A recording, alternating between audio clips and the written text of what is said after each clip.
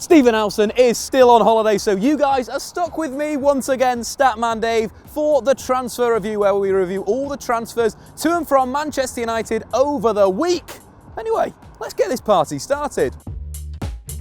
On to the first bit of transfer news, and it comes from the post-press conference of the Liverpool defeat. Mourinho stating that he gave Manchester United 5 transfer targets over the summer. United coming back and saying they will deliver 2, but Mourinho maybe thinks there's only be 1. I want you guys to get into the comments. If you could make only 1 signing until the window closes, who would it be? Is it a centre-back? Is it a right-back? Or is it Gareth Bale? More on him later on, but Mourinho really wants to pick up at least 1 guy before the season starts. Of course, 12 guys will be coming back, so let's move on to who that 1 guy may be. Well, there was a Twitter storm over the weekend. It absolutely blew up. Some more BS bingo. Someone had been a little bit naughty on Photoshop, with pictures of Alderweireld and of course Willian emerging on Manchester United Twitter in their kits, sort of posing after signing for United. But don't worry guys, because the internet debunked these myths. Of course, Willian was Paul Pogba's body with Willian's head, and Alderweireld was a little bit of an interesting one, using Marcus Rashford's body with Alderweireld's head, but also putting his arms in. Very, very sneaky stuff. But guys, we can tell you right now that that was a load of absolute horse muck.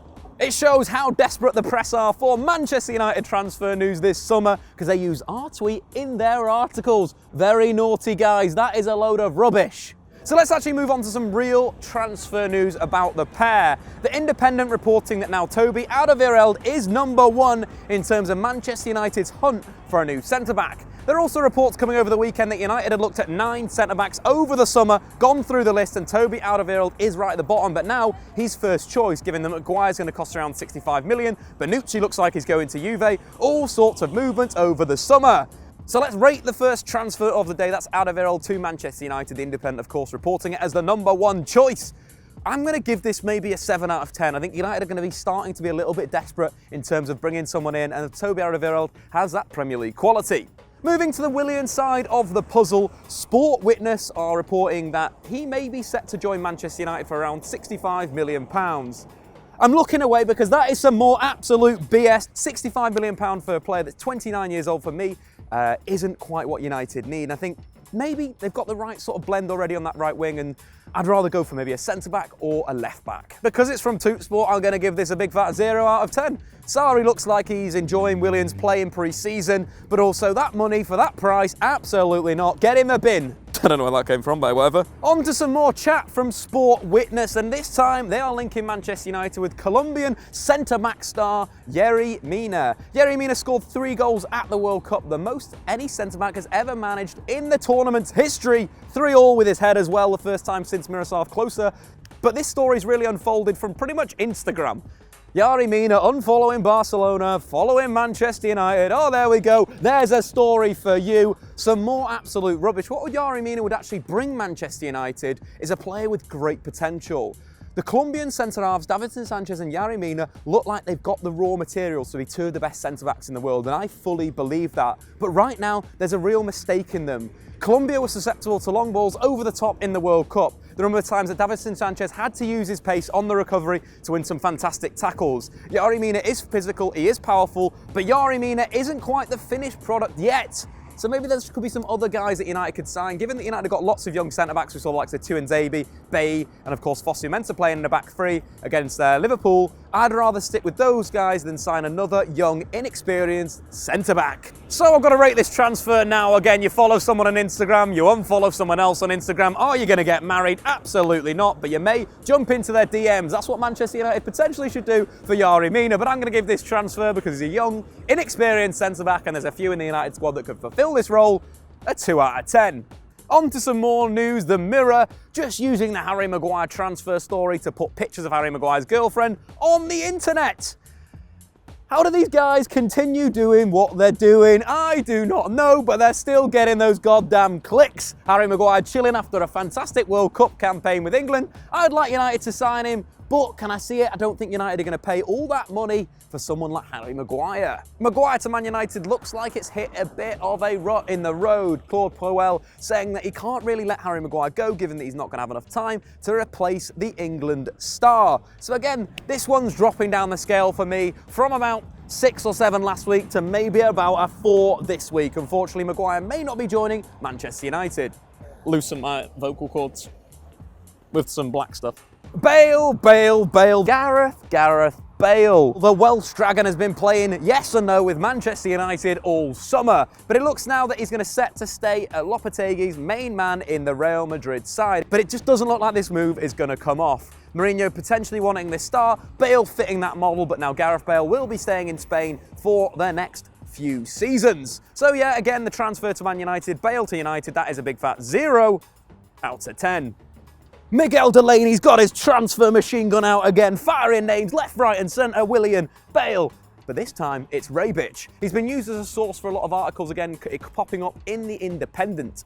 Rebic is a player that I really enjoyed at the World Cup. Very intense in attack, very intense in defence, got in your face, really caused a lot of teams problems, but skillful, powerful, a very, very good winger, and could be a good option for, you know, Manchester United if they can't get Ivan Perisic. Again, Ivan Perisic having a very, very good World Cup.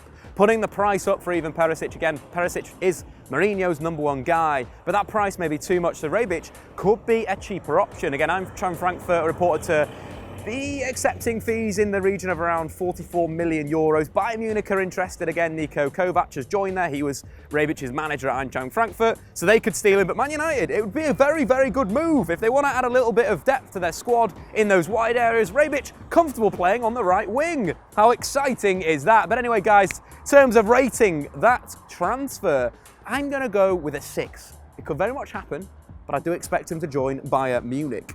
So we've done the ins, now it's time to do the outs. First up, we've got some real transfer news. A deal has gone through. Cameron Borthwick-Jackson has joined Scunthorpe United on a season-long loan. As I do, I was watching the United under-23s, a game from last season, you know, just in the off-season, because I miss football so much. One player that really shone at centre-back was Cameron Borthwick-Jackson. Really good with the ball at his feet, firing some really good passes into midfield. I like that from a centre-half that can play, and that is, of course, what Borthwick-Jackson can do. So will be an asset for the League One side. So it's quite interesting that Borthwick-Jackson has been moved by Manchester United from, of course, left-back to centre-back, and showing that good side of his game, that ball-playing ability. Gift this up. Gift this up. So let's move on to talk about some more transfers out, but this time it's somebody staying. That is Timothy Fosu-Mensah, who is committing himself to Manchester United for next season, given the injury crisis. This is again reported by Goal. Not really transfer news, they're just getting some extra clicks. I know we conceded 4 against Liverpool, but I really enjoyed the back 3 that played that day. Again, Bay sitting in the middle, Tuanzebe on the left-hand side, and Fosu-Mensah as a right-sided centre-back. It allowed United to play kind of high and press Liverpool out of the back, something that we've not seen. Again, Kieran McKenna bringing the pressing football to Manchester United. Fosu-Mensah will be a good option at right back, at central midfield, at centre back, all types of positions, and that's why it's good that he's staying at Manchester United. On to some bad news for some Martial FC fans. It appears that Anthony Martial is a target for PSG. They look like they might be losing Edinson Cavani to Real Madrid. So a transfer, a striker could be brought in. Martial, £70 million. PSG bringing in with the likes of Kylian Mbappe and Neymar. That'd be a devastating front 3, but very sad news. I want to see him at Old Trafford next season. Just to rate that transfer, again, Martial leaving United and going to PSG, I'm going to give that a 5 out of 10. If Cavani goes, PSG are going to be in the market to sign another auxiliary attacker. Moving to another out that has rumbled all through the summer, that is Matteo Darmian moving to Napoli. Napoli reporting to put a loan move in for, of course, the Italian international. Darmian's looked okay in pre-season. I'd like him to attack a lot more when he's at right wing back, but also push forward into the final third and get crossed into the box. Napoli are moving on again. Carlo Ancelotti's taken over there as manager, so he could be looking for a versatile defender, and Matteo Darmian could be that guy. For me, though, I don't think United are going to accept a loan offer. They're looking for the transfer. They're looking to bring some money in to fund the acquisition of a centre-half and a left-back. So I'm going to rate this rumour on loan to Napoli a 0 out of 10. And finally, let's finish off with a load of rubbish.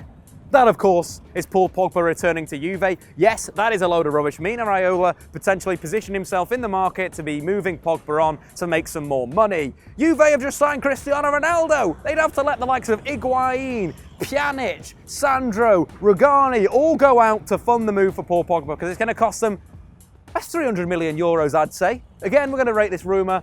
Paul Pogba back to Juve, 0 out of 10. What a load of rubbish. And that is that. So let's move on to the BS bingo. Big shout out to all of you guys. You all sent this in to us. Harry Kane moving to Manchester United. We all know that is a load of rubbish. We got big Romelu Lukaku up front. Why would we need Harry Kane? So shout out to all you guys for hashtagging BS Bingo with that absolute load of muck. Anyway, guys, I've been Statman Dave. Make sure, of course, to subscribe to Full Time Devils if you are new and like that goddamn video. Because if you don't hit enough likes, Stephen Howson is going to come back and do this, and you don't want to see that. I've been Statman Dave. See you guys later.